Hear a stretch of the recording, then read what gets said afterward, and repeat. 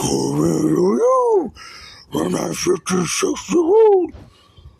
Like Zoinks, I can't believe it either. And I can't believe the media is scary. He's going to review the live-action movie starring us. Hey, yo, guys, it's me, the media guy, and happy 56th anniversary! Woo, baby! Yeah, if you guys in case you guys didn't know already, today is the 56th anniversary of Scooby-Doo! And in celebration of celebrating the 56th anniversary, I figured why not check out the very first live-action movie, as well as the very first theatrical film in general, simply called, well, Scooby-Doo. Now, I know you guys probably seen this movie before a lot, especially if you guys saw other people on YouTube talk about this movie, or at least saw various clips of this movie at some point, or at least saw this movie in theaters or own it on VHS and DVD. And I'm guessing every single person on YouTube has already talked about this movie. Heck, even I reviewed this movie before, a year ago. Well, but this is gonna be like a second look review. And well, it doesn't hurt to revisit this old school movie again.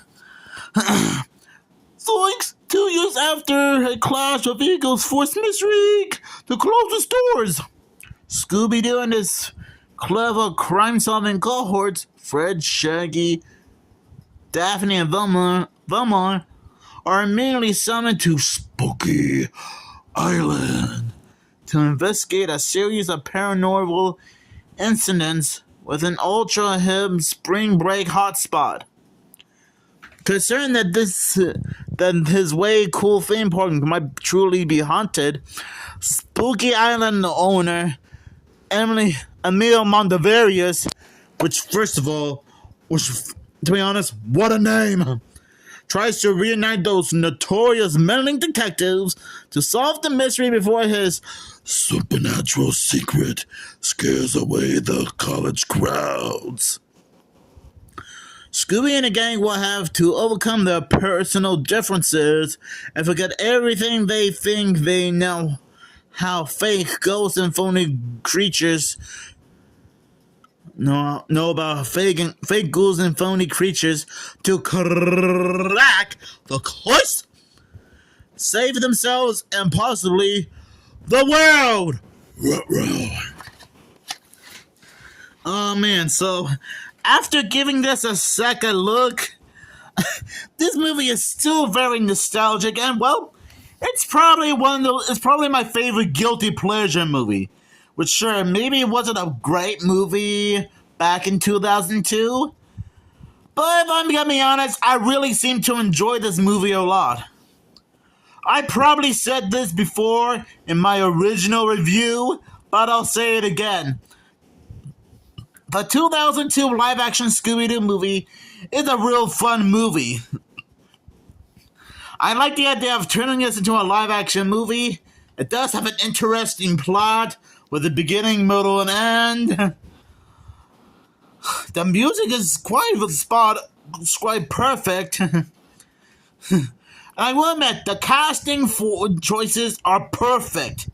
You got Sarah Michelle Gellar as Daphne, Neil Fanning as Scooby-Doo, which funny enough, JB and Millie interviewed Neil Fanning twice. We also got Matthew Lillard as Norville Shaggy Rogers, which JB and Millie also interviewed as well. Velma is played by Linda Cardinelli. I hope I said her name right. And Fred Jones played by, well, ironically, Freddie Prinze Jr. Now I'm sure these guys had to study the original cartoon at some point to be more familiar with what Scooby-Doo is all about. And once again, I said this before in my original review, but I'll go into more details on what I like about this movie. This movie can be quite spooky. I mean, Scooby-Doo, what did we expect? but it can also be quite dramatic. Because, well, Shaggy, Scooby, and gang are friends. And it was a little bit too jerking at the beginning where after solving the Luna Ghost case, Fred, Velma, and Daphne were getting mad at each other and started to quit the gang and went their own separate ways, which really seems to be devastating for Shaggy and Scooby. Because, well, I don't blame them for being heartbroken about why Fred and the girls had to quit the team. We were only like a few minutes in and things already got a little bit dramatic and upsetting. I guess 2 years went by until they were finally reunited to go to Spooky Island. I gotta admit, Rowan Atkinson does a good job playing Emil Mondavarius. Now, you guys might know Rowan Atkinson a lot better as Mr. Bean from the franchise of the same name, since I assume that's what he's mostly famous for. And it's also kind of ironic and funny how this is the closest we ever get to a Scooby-Doo Mr. Bean crossover. And yeah, I know that to you guys that's probably not the case, because I know there's no connection between Scooby-Doo and Mr. Bean. But hey, you never know, okay? You never know.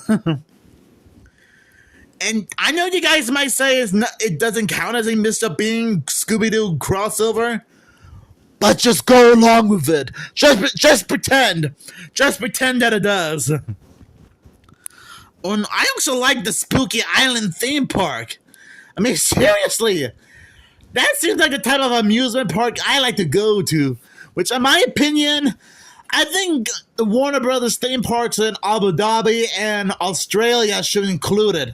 Or maybe any of the Universal theme parks should include the Spooky Island part as part of their theme parks. Since, well, Scooby and the gang are meet and greet characters in all the Universal theme parks, in my opinion. Well, another thing I like about this movie is the demons themselves. I mean, Judas Priest, they look menacing.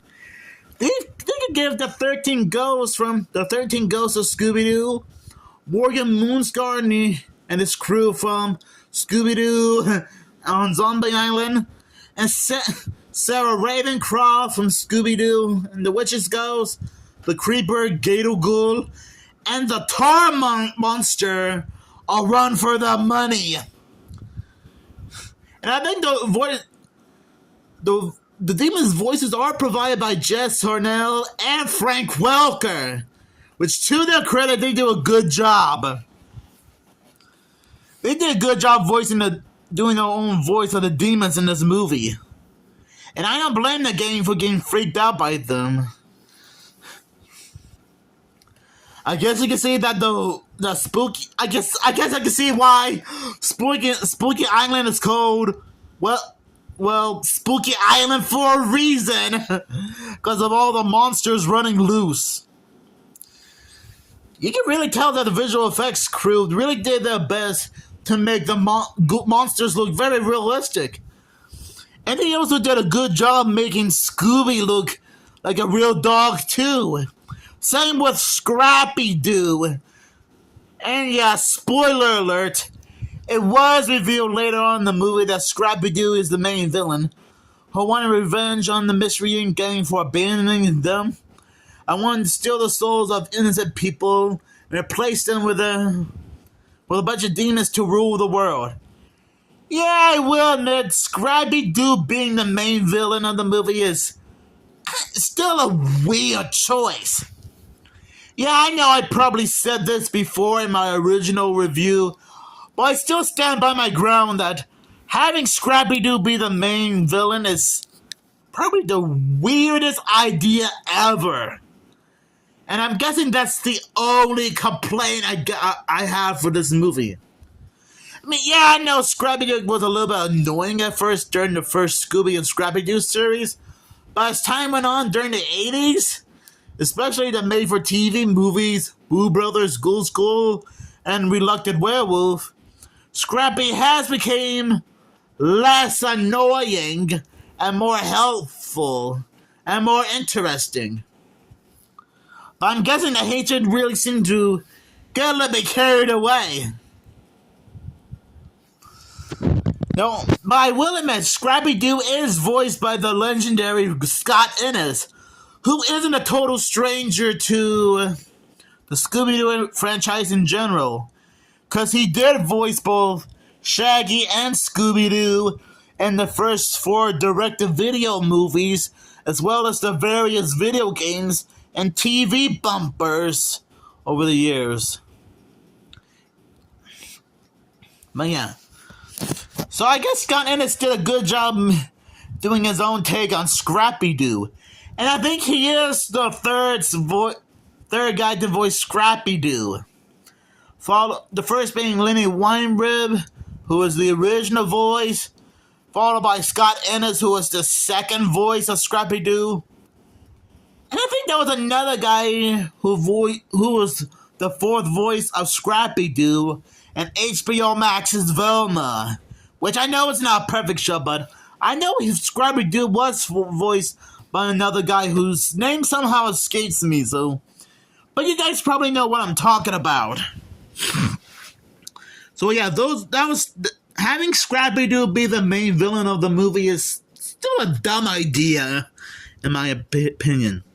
They could have had Old Man Smithers from the beginning of the movie be the main villain, because he did say, "I'll get you for this!"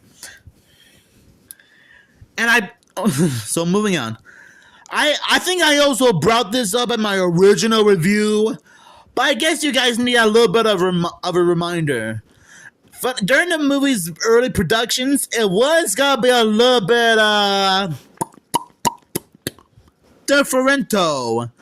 Like, I think it was gonna have, like, some kind of PG-13 rating, or it's gonna be rated R. And it was also gonna be quite intense, too. I think there was even a point in the movie where it was revealed that Velma and Daphne were kind of had a thing for each other. You know, they were kind of the, L word. I don't want to actually say the word because, well, this is a family-friendly channel. So you guys might have to take my word for it. Man, that would have been a very bizarre... Man, the history behind this movie is quite bizarre. Sorry, that was my old phone. And funny enough, that's not the only thing to know about this movie.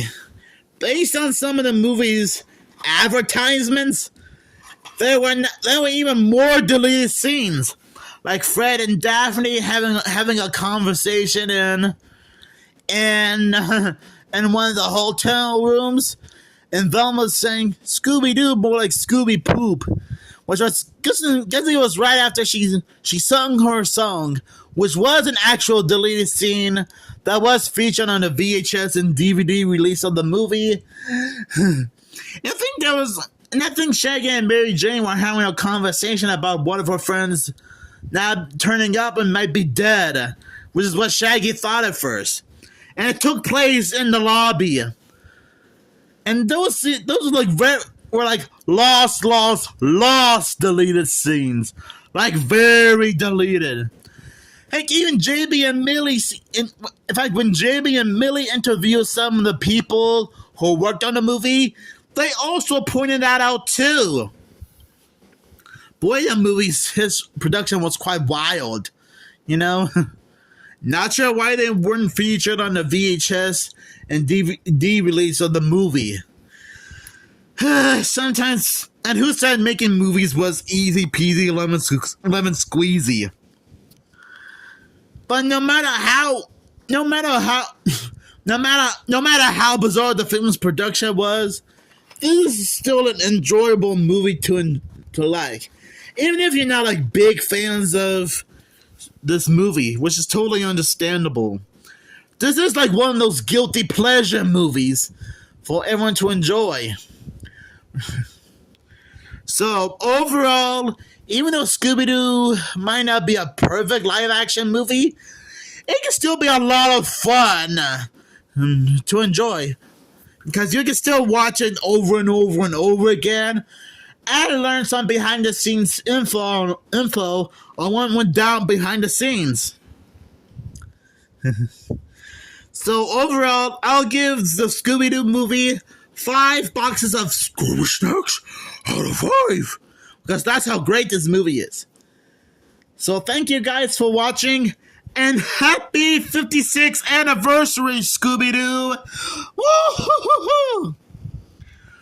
Oh, and just a quick reminder. Tomorrow, I'm going to be doing a second look review on Scooby-Doo 2, Monsters Unleashed. So stay tuned for that tomorrow. Scooby-Doo!